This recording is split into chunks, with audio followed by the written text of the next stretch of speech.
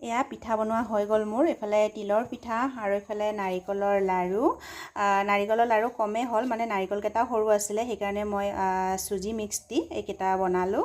আৰু এফালে নাৰিকলৰ পিঠা, মোৰ ল'ৰাটোৱে যিহেতু তিলৰ পিঠা খাই ভাল নাপায়, সেইকাৰণে তাৰ কাৰণে দুখনমান মই নাৰিকলৰ পিঠাও বনাই দিছোঁ।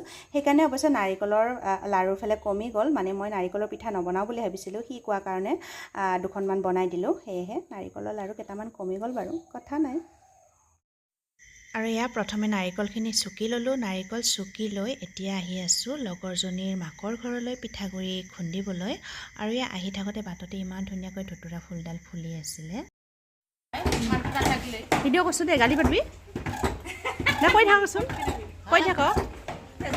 বাইদেউ কৈছোঁ, ছেম টু ছেম বাইদেউৰ নিচিনাই হয়নে? হেৰি সৰু ন? অঁ হেৰি, আৰু ছোৱালী এটাই নেকি? ল'ৰা এটা ছোৱালী এটা।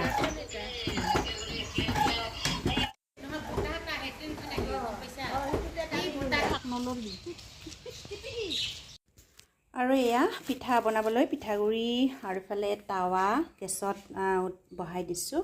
আৰু ইফালে তিলে গুৰে ঢেঁকীতে খুন্দি আনিছোঁ। এইবাৰ নাৰিকলৰ পিঠা বনোৱা নাই। আৰু ইফালে টাৱাখনো গৰম হৈছে, পিঠা বনাব পৰা হৈছে। আৰু এয়া টাৱা গৰম হ'ল আৰু এইফালে মই পিঠা বনাবলৈ আৰম্ভ কৰিলোঁ। আৰু এয়া তিলৰ পিঠা বনাই আছোঁ।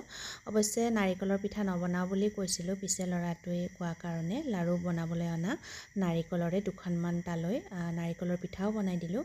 অৱশ্যে মই নাৰিকলৰ পিঠাত কৰি তিলৰ পিঠাটো খাই বেছিকৈ ভাল পাওঁ, আৰু মানুহে কয় যে তিলৰ পিঠা উপকাৰিতাও আছে বুলি। আৰু আজি ভিডিঅ'টো ইমানতে সমাপ্ত কৰিলোঁ। Bye bye.